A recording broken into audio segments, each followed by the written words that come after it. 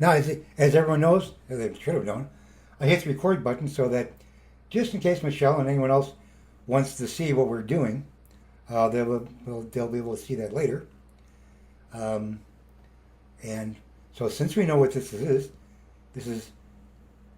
an Ask Me Anything, but Ask an Atheist. So, Sarah, take it away. Okay.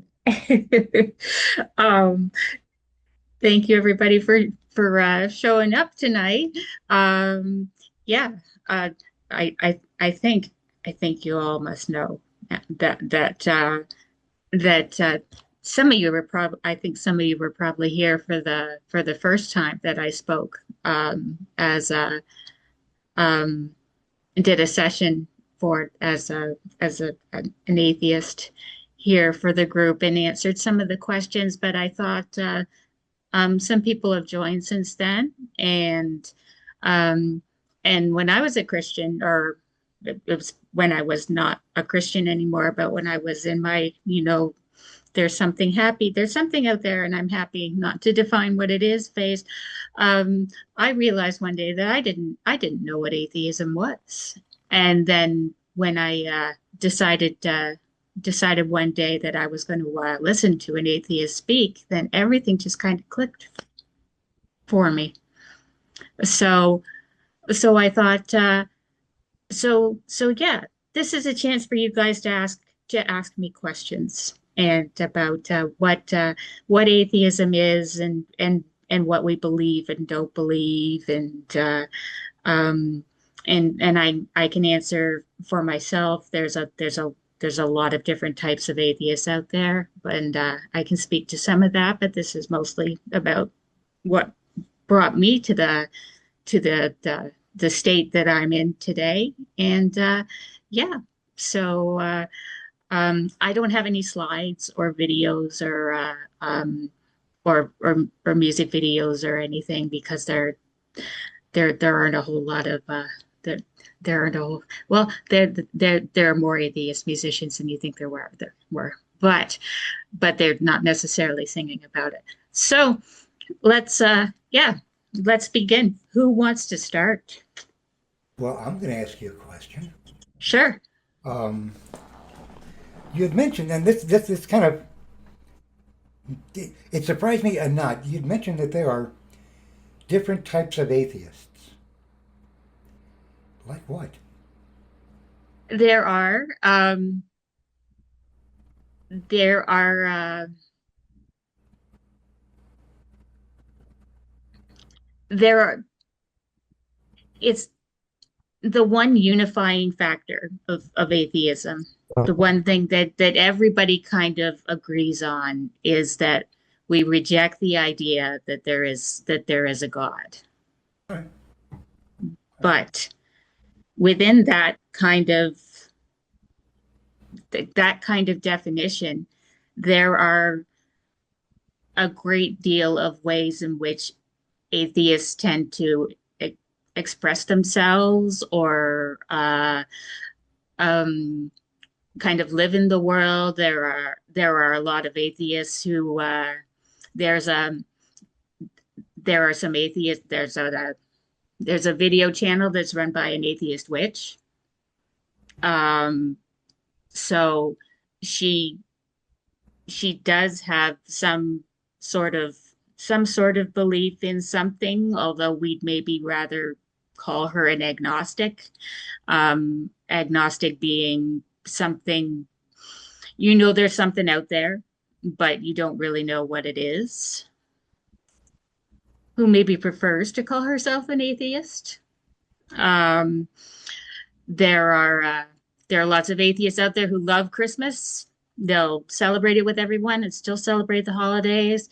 Um, there are the Humanist Society of Canada is are filled up. It's mostly people who are atheists, but you can become a humanist pastor and go and do wedding ceremonies and funeral ceremonies. So there's kind of that structure around that for people who don't believe in God, but still kind of want to have that that that ritual church experience.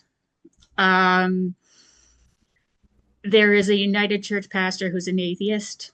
I haven't talked to her. I don't really know what her beliefs are. I think it's kind of a, solidarity. I still believe I stand with you guys in what you believe, but I still want to be involved with the church. Um, but the standard under all of it is um, we reject the belief that there is a God. Okay. How did you get Sarah, here? I'd really like to hear your story of what brought you to this position and way of thinking. Oh, okay. Well, um, I was raised in the Anglican Church of Canada, which is I think it's closest to the Episcopalian Church in the United States, but it's kind of in Canada at least. It's kind of the first cousin to Catholicism, but much more liberal. I don't think that my parents would have chosen a church that wasn't liberal. Um, and not at all evangelical. The joke is among Anglicans is, if you ask somebody, well, have you found Jesus? It would be, well, was he lost? Um, but my church in particular had in my teenage years had a a minister and a youth minister who had some very evangelical undertones to what they were preaching to us. It was very unusual in that way. Um, and so there was a lot of talk, especially in the youth group, um, about giving your heart to Jesus and about those are you saved and laying on of hands and healing services. Very, very not Anglican, not stuff that the Anglicans endorsed. Um, but and that's kind of what I was brought up in and then kind of brought home. And I later learned that made my mother very uncomfortable. She was happy that I was questioning some of the stuff that I brought home from youth group.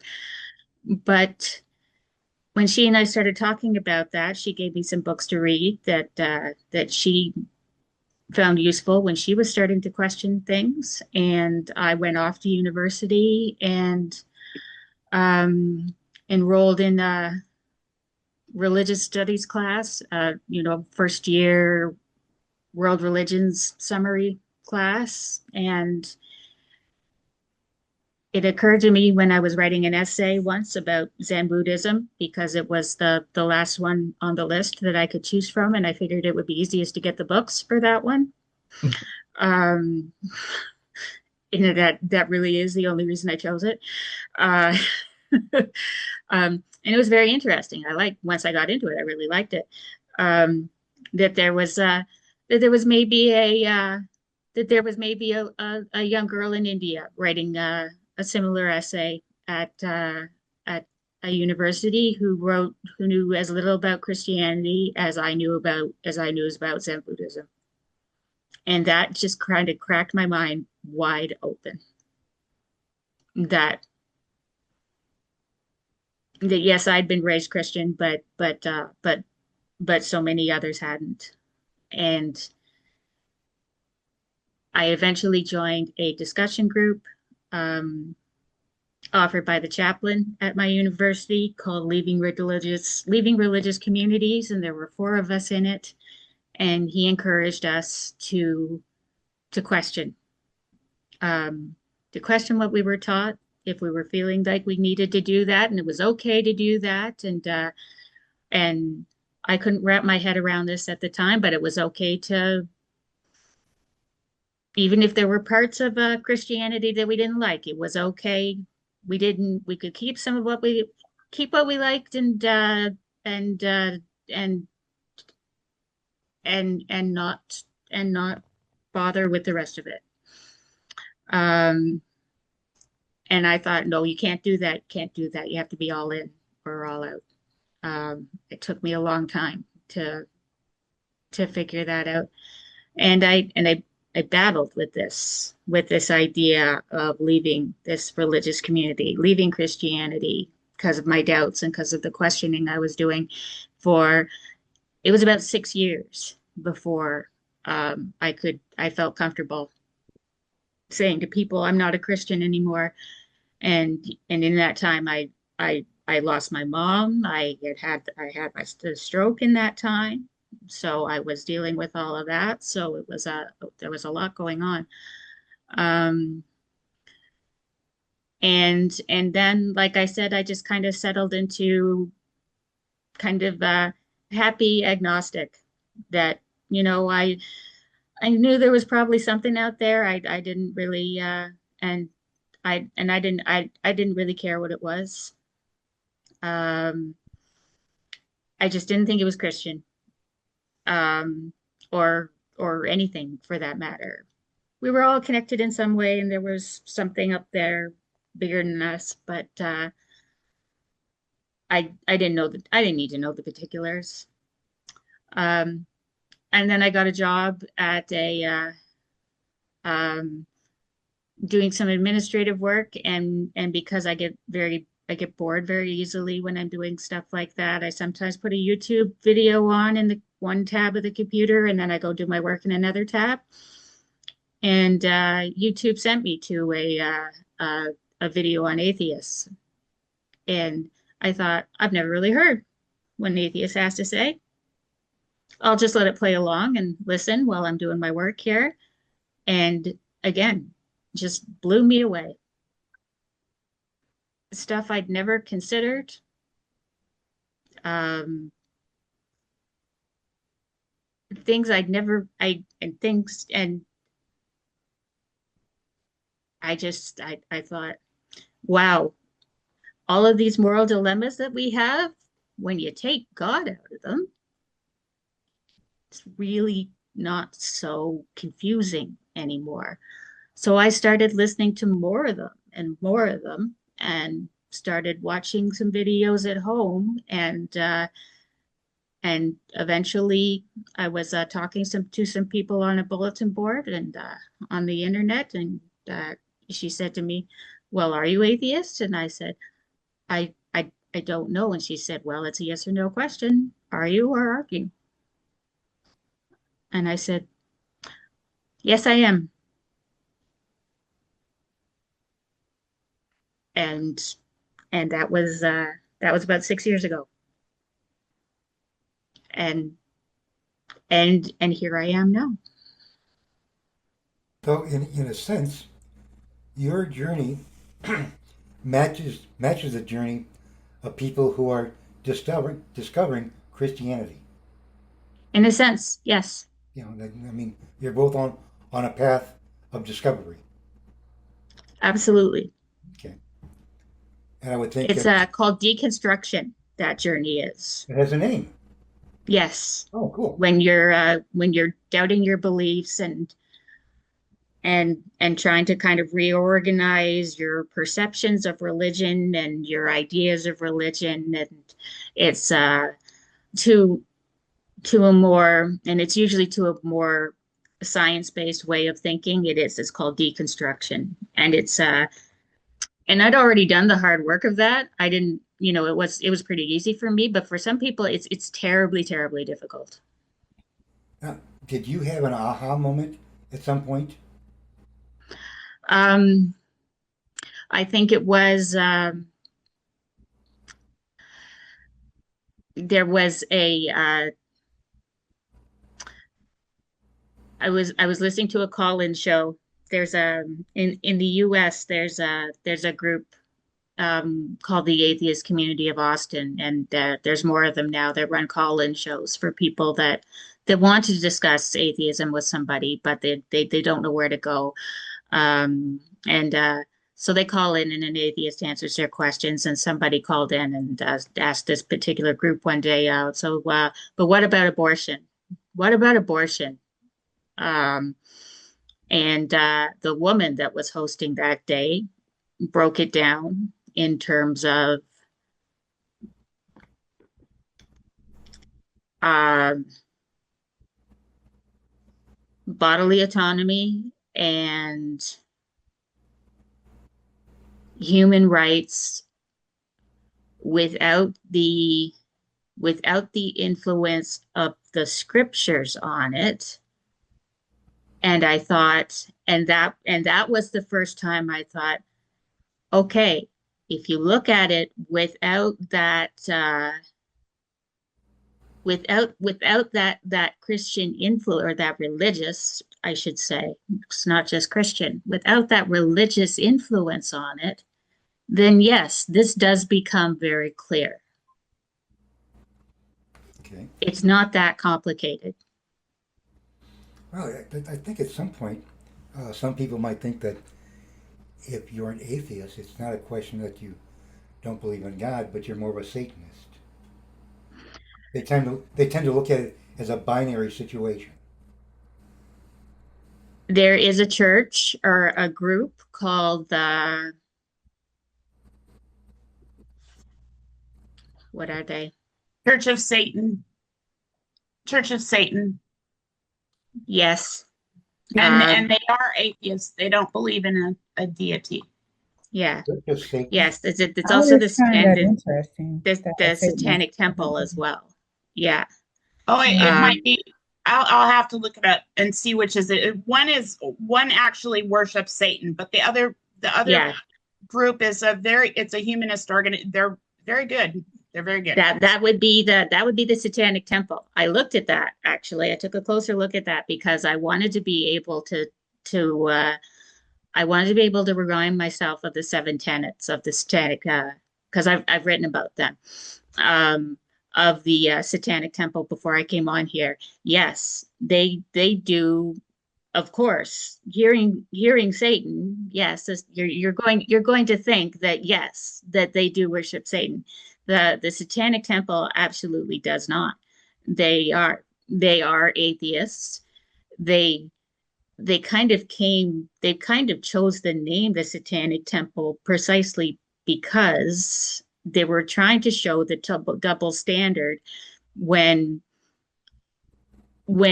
other religious groups, I'm gonna say Christians. I know everybody here is Christian, but I'm going to say Christian because this is pretty much what's happening across the country in the US and Canada right now. Wants to put up, say, the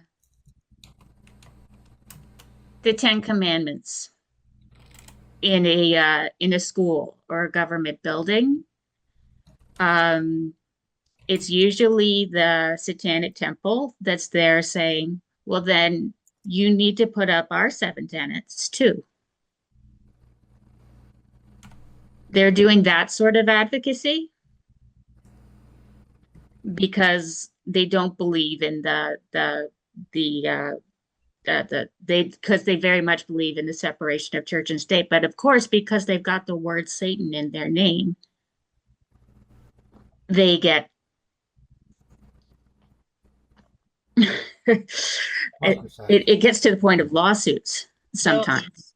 I'm always Yeah, confused by Satanists who are also atheists. It's a confusing concept to me because what origin story or what point of reference do you have for Satan outside of Scripture? So it's always an interesting thought process for me. Like, how do you arrive at Satanism without coming through the Bible? Where is that word Satan anywhere else? Well, I know that it exists it might exist in other, religious texts, but I don't know of any other text as prominent as the Bible. And most of the Satanists, in my experience, are former Christians. So that was their introduction to Satan, was through the Bible or through their Christian church. And so I've always confused by that. It's like, an how atheist can wouldn't you believe in skip Satan. over the God in the Bible that names that name and then say, well, I don't believe in where learned of Satan, but I believe in Satan. It's so odd to me. Yeah, they actually don't worship Satan. Neither of the No. groups do. They don't believe in Satan. They don't believe in any deities at all. Basically, it's just they've established a church for the sake of a church community, Hmm. and they have ritual. They picked a set of rituals. I mean, that's kind of how I understand it. Okay. Yeah, that has always been confusing to me. It's like you have an author of a book, and that author, I don't believe that God wrote scriptures. I believe that men wrote scriptures. But for the sake of this analogy, like you have an author of a book, and that author has a character that they put in their book named Satan, and then someone reads that book and learns of that character and says, I'm going to accept this character, but I'm going to reject the author of the book. It's such an odd thing to me. It's yeah, Diana's got it right. If you're an atheist, you're not going to believe in Satan. You're not going to believe in God or Satan or any other deity. No, that part I understand. I just don't understand not believing in something and also calling yourself a Satanist. It's odd to me. That think it's to me is just the like same as me not believing Christ, they but could also have, calling myself a Christian. but they could have called themselves the tree followers. I think it's just Yeah. kind of It's random. just a name.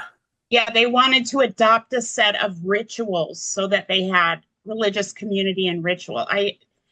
To me, but they're a very progressive, politically active group, and they're doing really good things. So And they I are. They follow them. they do have So they and I think it plays into that, the name that they've chosen, because they are doing very good things. They're not just doing this advocacy around church and state. I looked at some of the programs that they're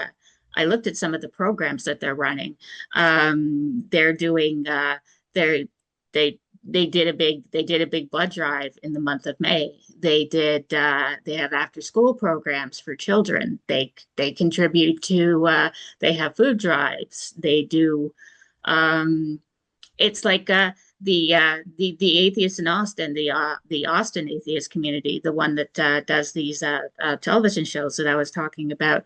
They go out and they build ramps for the homeless on their on that need ramps on their houses. They do a huge ton. They do a ton of charitable work. And I think the point is that it doesn't get talked about precisely because people can't get past the Satan. I get it though. I think I understand it because there's nothing. You take the primary antithesis to God that's in scripture. There's nothing good to say about that spirit, whether you attribute a gender to him or her or not, but the spirit, Satan, in scripture. There's nothing good attributed to it. And then someone says, let's make a religion out of that and let's call it Satanism or the Satanic Temple. And then let's do all it's going to be hard to get past. And it's very confusing if you say, Your I problem, not I don't mine. believe in him, nor do I worship him. I just want to call my group by this name. Your problem, not mine, though. maybe it was just a Yeah, case of no, I don't have a problem at all. People should be able to believe or not believe or do whatever they want to. It is an odd choice of It's odd. It's not anyone's problem. It's just being honest. It's odd. turn people off. Maybe I'll study some more on it because the work they're doing is pretty incredible. The social justice work. I encourage you to look up the Satanic Temple and see what they're doing. And their origin story probably is on there. If I'd have known that people wanted to talk about it tonight, I would have prepared myself a bit more for it. And after what you So got? Sarah, Oh, go ahead, Anant. I'm sorry. no, I You did cannot. it. Oh, We're having that problem again. I can see you. I can see your mouth move. I can't hear him. No, No, I can't hear you. Well, crap. He might have to go out and come back in. I can hear you. You can hear you Oh, can hear you hear Nick. me? It was Ananta, I Then think, I'm that was tapped into the spirit realm. Haha. talking. Was was gonna say something. Yeah, Denise, what Well, did I didn't realize I was interrupting. So, I was just going to move in a different direction. So, Sarah, when you were introducing your journey, from your upbringing and moving into, how you had that, like, wow, that this may fit for me more so than my upbringing. You mentioned that you had gone through losing your mom and you had had your stroke.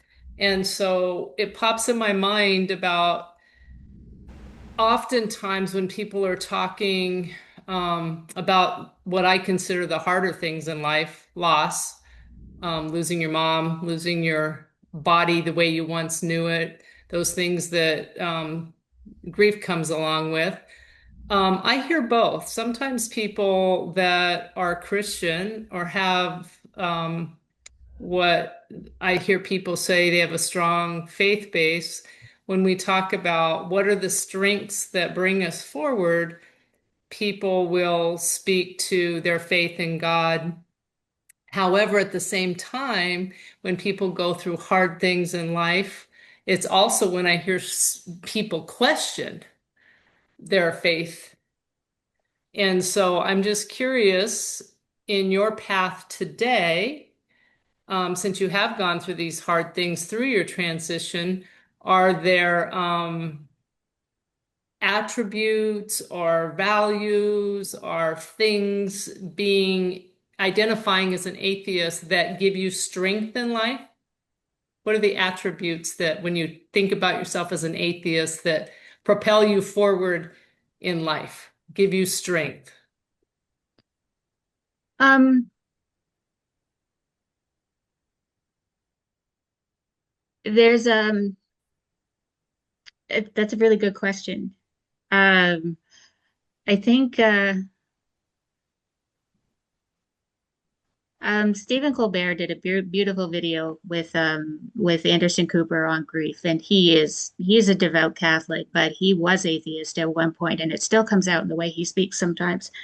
Um, he said that um, there's a there's only one timeline, and and we uh, we we we pre- we proceed along it the way was best we can, and we have to be grateful we have to be grateful for everything. Um, and I know that sounds religious as well, but when I heard him say that, I said, yes, yes, we're only I'm only here on Earth for a short time. There isn't anything afterwards. Um, and if I'm going to be if I'm going to be grateful for my if I'm going to be grateful for my life, I have to be grateful for all of it. And I keep on revisiting that every time I kind of go through a hard spot. Um, not that I want the bad things to happen, because I don't, but to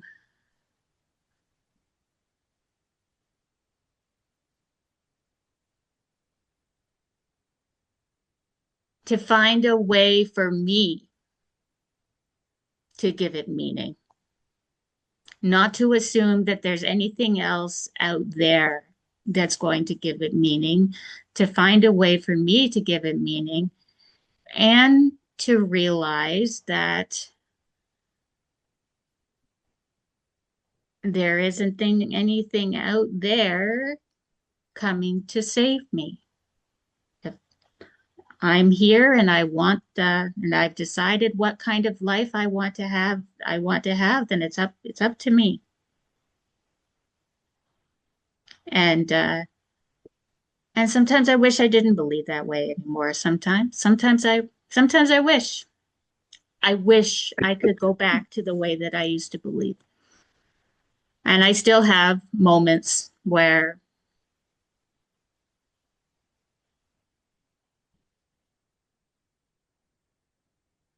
Like if I'm constantly losing things. I lose everything I lose everything I own at least once a week. Um, and if I can't find it in the one of four places that most of my things end up in, then even though I don't believe that there's anything after death, because I don't, um, I ask my mother, Mom, I can't find this anywhere. It's up to you now. You're gonna have to help me.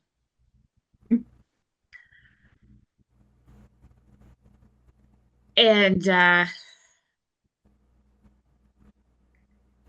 I don't know whether that's just something that focuses me and I find it, and after that I can find it. I don't know what it is, but I mean, if I was talking to another atheist about this, that's what they would say. They would say, "Well, that's just focusing your mind and helping you to find it. That's not your mother doing anything." And I would say, "Well, I know that, but that's not going to make me feel bad on relying on it either."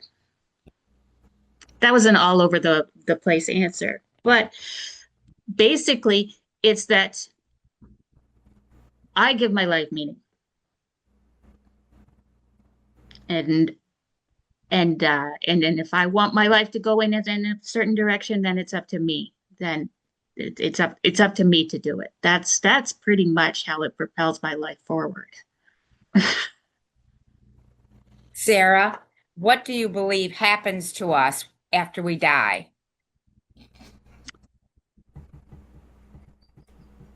We we're we're we're put in the ground and we rot. They give the room to someone else.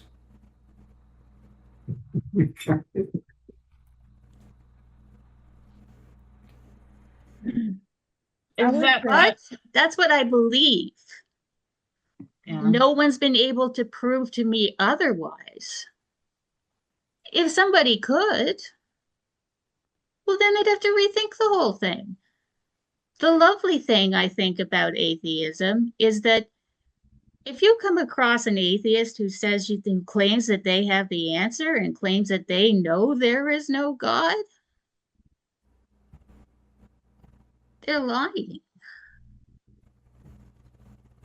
Nobody's proven that there's no God. Nobody's proven that there is a God. I don't know. Which might be the best. I'm going with the best information that I have right now. I like that. Probably the best answer. Is that Well, sorry, go ahead, Denise. Go ahead. oh no, I'm a visual person, so I'm visualizing Sarah's life when it comes to an end and gets put in the ground. And in your words, Sarah, that you're put in the ground and you rot. I guess I'm thinking, but I'm wondering what you're thinking. Is your body nourishing other living creatures in the ground? Yes. Yeah. Okay. I That- wanted and to that's- take it a step further because there's still other alive things, right, in the ground. So, yeah, so I just wanted to put that out there because I'm definitely no expert on all the belief systems, including Christianity, because I still am thinking all the time about what is. So I can't define it all, but definitely, I mean, there's people that believe we return to the ground and we're energy and all of those kinds of things. So I'm just thinking, yes, your body's gone, done, no spirit. But I'm thinking just the pure breakdown of the body is still nourishing other living things. And I don't know think- how to define that, but I'm just saying it's how I'm thinking about it. And I think there's a beauty in that. There's an atheist who's named his name is Forrest Valkai, and he's got PhDs in science for just about. He's a biologist mainly, but he's got masters in sciences in science for just about anything biological you want to name, and is working on his PhD right now. And when he talks about science with people that want to call in and say, well, Mr. Science Guy, if this is what happens, how can you say God is not in this? And he's like, why does God have to be in it? It's so beautiful already. He says, we're sitting in a room right now where it's absolutely pitch dark. He said, it's just that our eyes are attuned to see a certain fraction of the light spectrum. He said, isn't that beautiful? Isn't that wonderful? Isn't it wonderful that when our bodies do break down, that they provide all of this, that like you said, Denise, they provide all of this energy for other organisms in the soil, and life continues on that way. Isn't that awesome? Isn't that beautiful? Why do you need God? Why do you need God to be in that? And to listen, he gets so excited. The host of the show that he's on has to stop him sometimes and say, Forrest, easy. That's nowhere near the question that they're asking you. And he says, yes, you're right. Let's go back to your question. But I will want to tell you about this. And go on and on and on. But yeah, even in the pitch dark, we're surrounded by light. Just can't see it. Makes sense. Are you ready for Michelle's question? Yeah, bring it on. All right. It may sound like it's a challenge. It's not.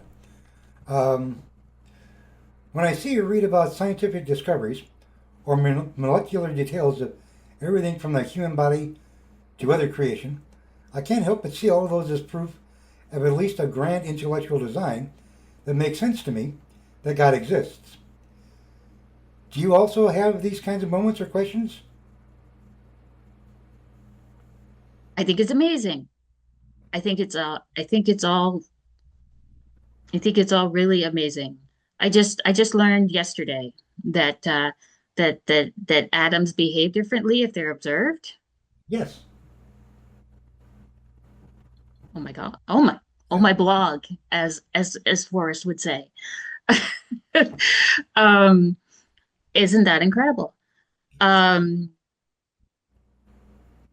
Do I feel the need to bring God into it? No. But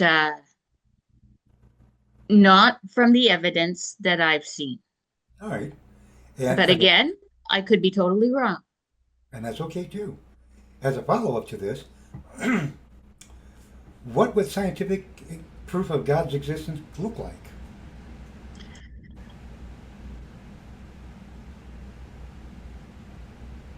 I'm going to borrow somebody else's answer because I've heard that question asked of atheists a lot of times. I don't know. But if God were all-knowing and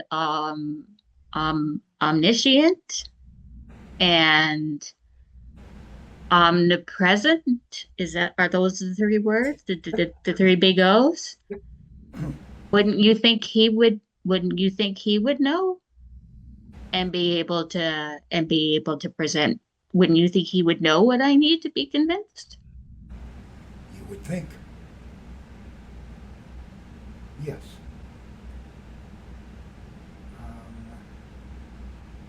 Read one. She sent me something else I'm kind of decoding right now. Can I ask one while you're Absolutely, please. Get me out of here. Okay, so you talk. Sorry. Now I have a lot of questions. I couldn't think of any before, but now as you're talking. So you talk about the things that give your life meaning. Do you ever struggle with the concepts of good and evil and what the heck is up with that? And Yep. How do you kind of process and come to terms with that? Because I think that's the existential question we all grapple with throughout life. I do constantly. I did as a Christian constantly too. But yes, I do, I do constantly about, well, why are, why are, why are some people, why are some people the way they are, that things are happening in the world right now? Or uh, um, why do some things happen the way they do, that seems so unfair, or even evil. um and I'm not going to, I'm not going to claim to have the answers to all of that. i think I think for some of it, I think it's because for some of it, I think it's because we don't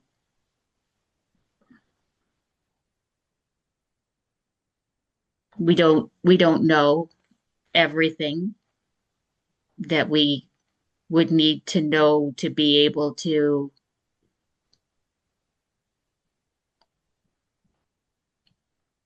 answer those questions yet. Um, and I'm thinking in because we're constantly changing our minds about everything as we discover new things, right?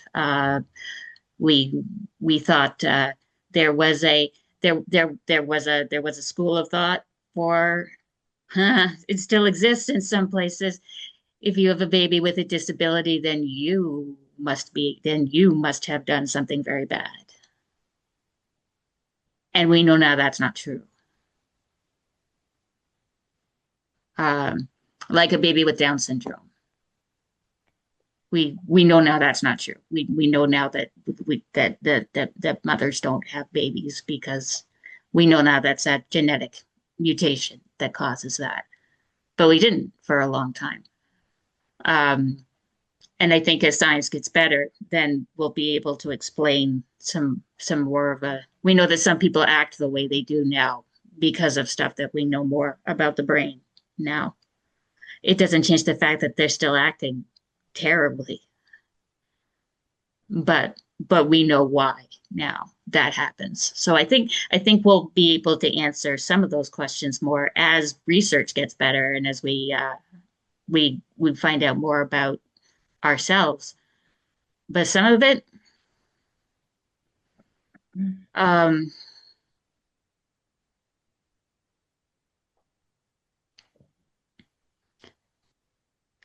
some of it, I think I'm still struggling as much as I was as I was a Christian, when as I was a Christian. But there's not that there's just not that answer of, well, God meant it this way, to fall back on, you know.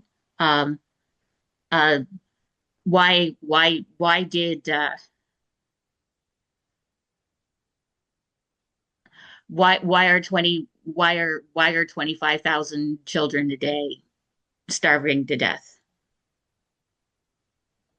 I don't know. I just can't. I just that well, I do know. It's because the world refuses to make it a priority to feed them. That's the bottom line. But it's much more nuanced than that, of course. But why where in my Christian days I would have been wondering, why does God let that happen?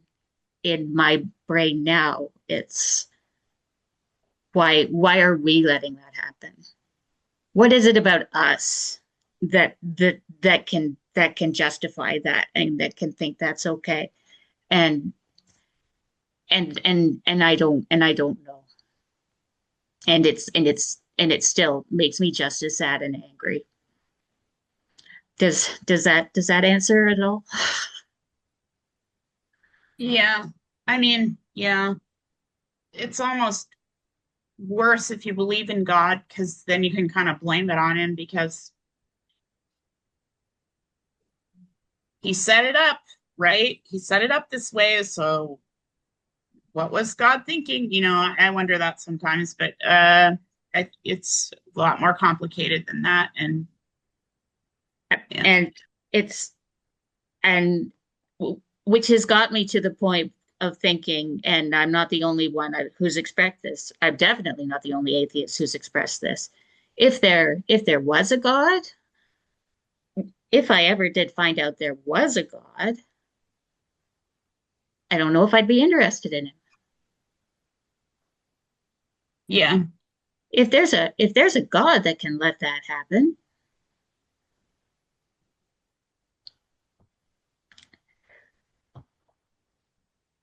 that's and let alone all of the other evil things that are happening. I'm I'm not interested.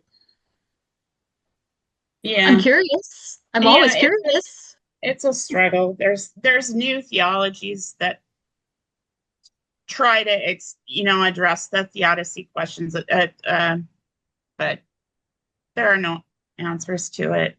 Can I ask another question, or Rick? Did you decode Michelle? Okay. So I'm gonna say, do you believe in any type of a collective consciousness or anything spirit, to the unseen, not physically tangible, that connects us or unites us or anything like that? Um, I haven't seen any empirical evidence for it, but I don't know. Maybe going Uh, by the scientific evidence so far. No, there's I haven't. there's definitely the idea of collaboration to keep the species going. So there's that collective effort that some people participate in more than others. But I just wondered if you thought there was any unseen aspect to that. Beyond the instinctual drive to keep the species together, or like the instinctual drive to keep us going. Well, there's this theory now that it's not survival of the fittest, it's survival of the most cooperative, because it's not strength and physical characteristics that cause us to survive. It's our ability to live in social groups and coordinate for the good of one another, and that ensures our. So it's I think that's that the whole best way to thinking live. is evolving. Yeah, that's true. I think it's the best way to live. I think that's the best way to live, to ensure that, once the species have propagated, that we stay alive long enough to enjoy it.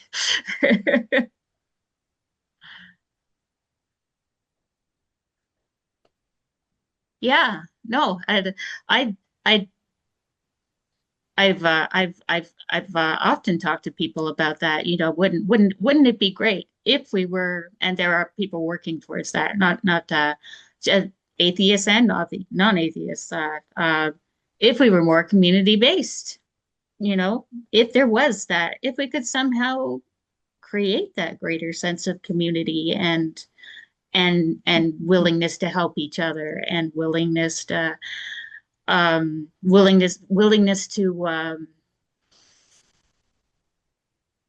create more create more equality and greater chances at thriving. I think it's why people are starting to reject capitalism, quite frankly. I have a question. If you're Sure, yeah. done. And let me say in advance, I don't mean for this to sound flippant. So let me say that in advance before I say what I'm about to Sure. say.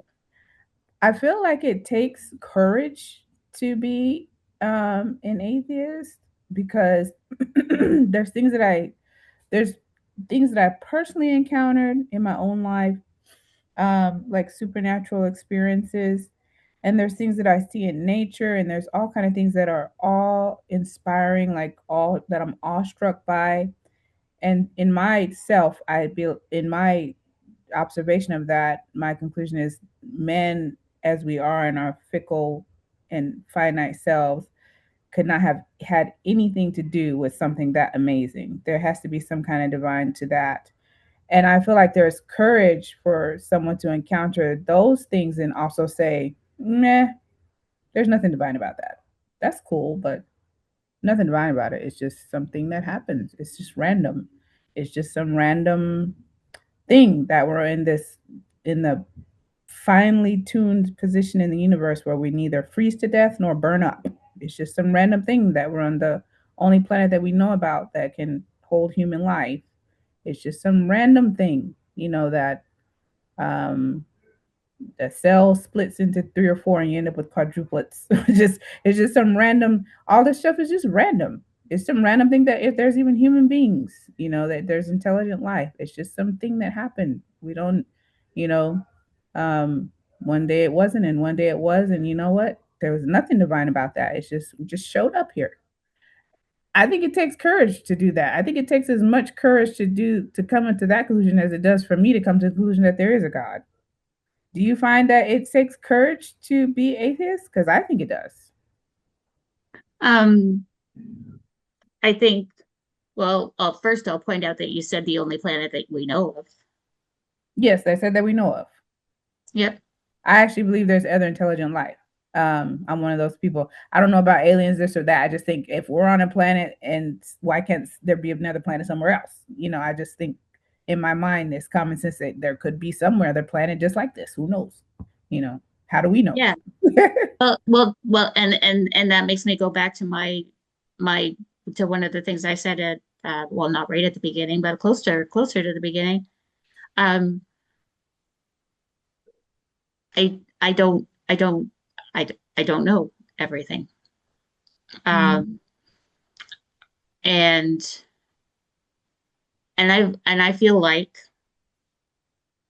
I've had those moments too, those moments of awe and those moments of isn't it incredible? Isn't it incredible? Um, and I've also had moments of where I've been absolutely certain that no one loves me and I might as well kill myself. Feelings are feelings. Mm-hmm. Um, what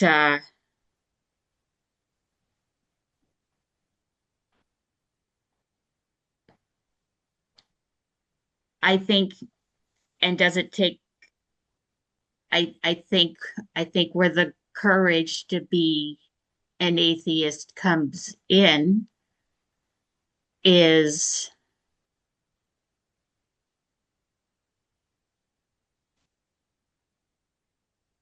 I don't necessarily see taking myself and and reminding myself that I don't know everything. Someday I may know a lot more. That's not the courageous part for me. The courageous part for me is if there is. It's not so much around here, but I know in other parts of the world, and I know that the U.S. is I know that the U.S. is sometimes part of it. Um, atheists atheists get treated with a great deal of disdain. Um, you know, Some of the people that call into the talk shows that I watch, they're allowed to change their names and their locations because for fear of if someone did find out it was them, they might lose family support, the including the place that they're staying. It could become quite dangerous for them. Voice modulators have been used, not often, but it sometimes happens. Um, atheists in the U.S. I haven't heard. It's never happened to me, but I've heard U.S. people talk about it. Have been called baby eaters. Baby eaters. Baby eaters, yes, because they assume that we're evil and that we have no moral code, no moral compass to the point that we eat babies. Those are Republicans. I don't think that's a label for anybody, just because they not because they won't tether themselves to a deity. I think that's kind of narrow-minded. So, thank you. Yeah, that's just a trip. That trips me out. Maybe I'm naive, but that trips me out. No, that trips out just about everybody that I tell that, and thank goodness it's never happened to me. Where I live in a very small town in Ontario. I suspect there have been jobs that I haven't gotten because I just don't go to church. I'm very careful who I talk to around here about atheism. I like to see some indication from them first that it will be safe. Gotcha. So I guess that would be where courage. That's where the courage comes in. But when I think about your question, the question that December asked you, and I think you were here earlier, December, I'm not sure, but I'm thinking back to when you spoke to kind of just resting, the way I define it is resting in the moment, using your mind to propel you. So I'm thinking of what you're describing, December, is when you see these things that are, correct me if I'm wrong, but what I hear you saying is when you see these wonderful things, these exciting things, these beautiful things, these amazing things, for you, it's important to find the divine in that. But what I hear you saying, I just wanted to understand this correctly, Sarah. What I hear you saying is to just rest in that amazement is enough. Am I hearing that right? Yes. Yeah. Okay. I just wanted to make sure I understood. Thank you. Yeah. And no, that's a very good way of putting it, I think, is because yes, the world is an amazing place. Amazing. And December, I hope I got that right too. Because I don't think I think it's just a difference, right? A difference in the belief system, right? Difference in Christianity or perhaps some other religion if we went there. A difference in atheism. Yeah, I think so. Yeah, I think it's just a difference. The difference is the interpretation, I think. Like I interpret anything greater than myself to be divine. Someone else may interpret that differently to just be that, this is just I'm existing in something that's amazing. It doesn't have to be divine. I think Sarah said something about the gentleman that has the podcast, and it was like you said something to the nature of, why do you have to invite God into this? And the difference in interpretation in that situation would be, I feel like God invited me into it. So I think it's just standing on two different ends of a spectrum. That person would say, this is amazing. Why do you want to invite God into it? I'm on another side of that. I would say, this is amazing. God must have invited me into this because it's bigger than me. It feels bigger than me. So I must have been invited into it by God. But the other person says, why do you want to invite God into it? I'm like, God gave me the invitation. I'm here. I'm a guest. So I think it's just interpretation. But it's all relevant and it's all real and it's all valuable and it's all meaningful. But if you don't believe in a God, if you don't believe that there's someone to invite you into it to begin with, that doesn't really enter your mind after a while. It's like it's kind of like when people ask me, well, define spiritual. What's that? I can't do it anymore. it's an alien word to me.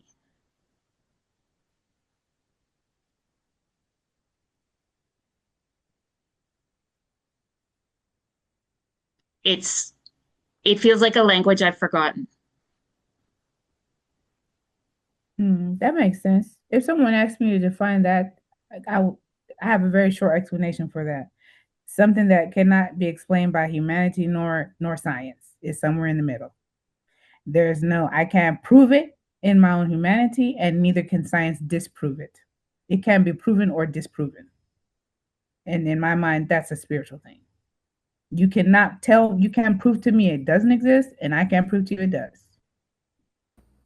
And I don't and I guess the difference between you and me is using that definition, I don't feel the need to go to God yet.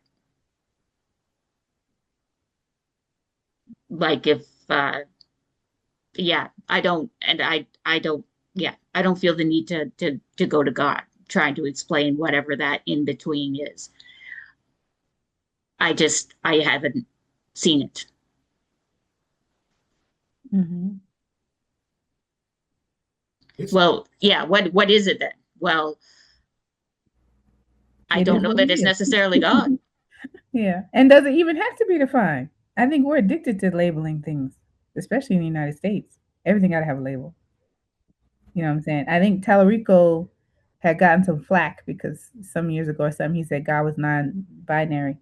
And conservatives have used that as something in this political battle right now.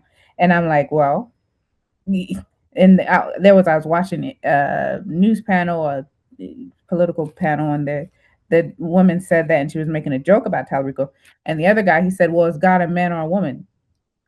And she started deflecting, and she wouldn't answer that question because she knew that if she said, well, God is neither a man nor a woman, then she'd be painting herself into a corner, because then he would say, right, God is non-binary. And so I think people just, it's like, why do you take such offense to what people believe or don't believe? It's okay for someone not to reach for God. It's also okay for someone to reach for God. And it's okay for someone to define God how they choose. You know, if someone wants to call themselves a Satanist, why should that bother anybody? Do what you do. I might find it strange, but it doesn't bother me. Do what you do. And that's kind of where I'm at too. I know I may come across it like it some nights, but I really don't care I don't care what people believe. You do you.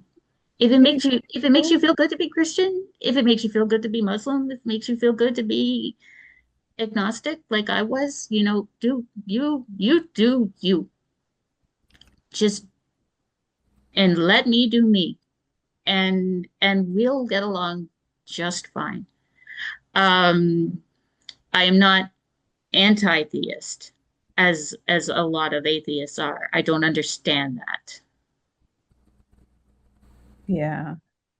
And I think I'm glad you said that, because there's a difference between being atheist and being anti-theist. There absolutely is. And I usually find, correct me if I'm wrong, tell me if this is your experience in that realm, because you exist in it more than I do, because I am a believer, so I'm just not in that realm Yeah. of communication and people and podcasts and things.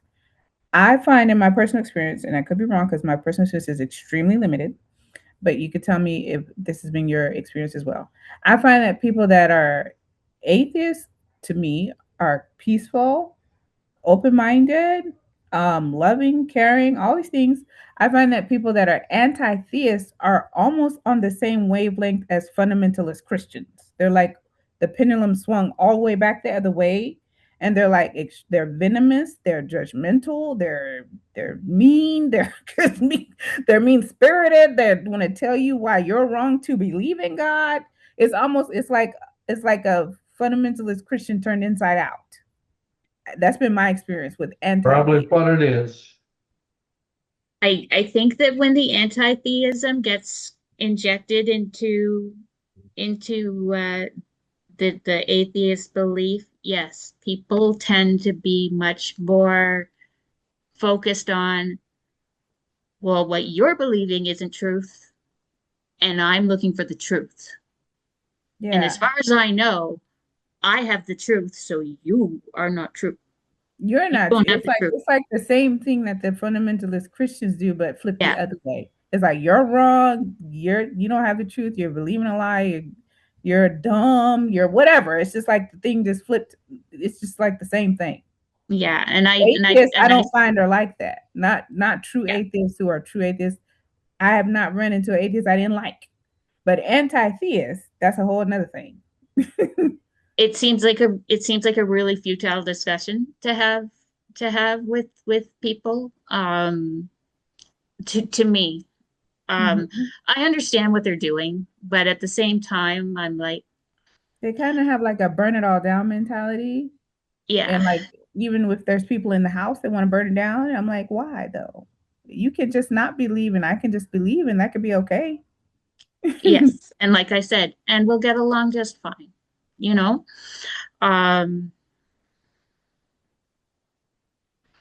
it's it's it can be,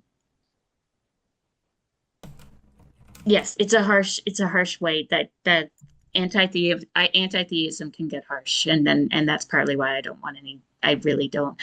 It's interesting to listen to sometimes, just to see how they engage with people, uh, but it's not. And the last guy I dated, who was also an atheist, thought exactly the same thing. Said, no, let people do what they do, and and uh, um, and we'll all be so much happier. Mm-hmm. Yeah. Yeah. I haven't come across an atheist I didn't like. I like you, Sarah. I hope you like me. But I haven't come Yeah, across I any like that I everybody didn't here. That's why I keep coming back. But let's take a step back. Sarah, I don't know if you all remember this, but maybe a year or so ago, Jim Mulvaney did a presentation. And the question was, did God create us or did we create God? like. That's a good question.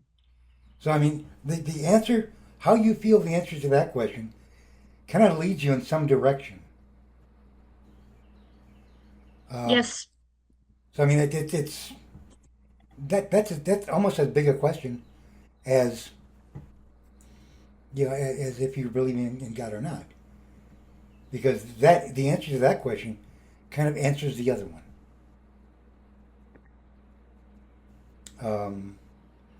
I don't think I'm trying to remember if I recorded that show or not. If I did, I'll put it up somewhere so we can compare that to this, because I think those two, this show and that show, I think those two can go hand in hand because it's just two looks at the same thing. Well, we definitely created religion, that's for sure. I mean, that's Sure, absolutely. Well, Sarah, you were brilliant. Yes, thank you. We appreciate very much your sharing. Thank you, Sarah. Brilliant and brave. Thank you all for listening. You know, I have ADHD, and sometimes I go, No, so does Forrest, that guy I was talking about, and we both tend to wander off topic. Thank you for putting up with me. I mean, the advantage of this is though, when you're going off on tangents, you're teaching us things that we hadn't considered before. So this is actually a really good thing. So you just kind of ramble wherever you want to. Yeah, and I think that if more Christians had more meaningful conversations with atheists or even Satanists, they might find out that they have more in common than they don't. I think so too. I think that I think that if atheism is misunderstood enough in places that we're still being called baby eaters, I think there's conversation to be had, and I think um, that yes, given that anti-theists are still are leaving people with such a bad impression about who we are, when when most of us are very, very nice. Are most of the time. um, yeah, yeah. There's nothing wrong with talking to people and finding out what they believe. And this is what I loved about that first show that I started to watch was they answered calls with, "Who are you and what do you believe?" And I love having those conversations with people. What do you believe? Tell me, what do you believe and why? Sure. Isn't it hard for you in this group? Because we are, all of us, well, I shouldn't Not speak all. for all of us, but yeah, Yeah. so many of Predominantly. us, believe in some divine entity. And I would get annoyed if I didn't win. I think you guys have seen that my buttons get pushed sometimes. You I weather haven't it well, seen that. though. But generally, no. I I find it interesting. I find it really amazing that you guys have kept me around for so long. I bet you kept us around. And that you're all very open to hearing my perspective on things, and that's not common in a large group of Christians. So yeah, you've been welcoming right from day one, and have never been anything but. And in the odd times that my buttons do get pushed, and I say, "But well, wait a minute."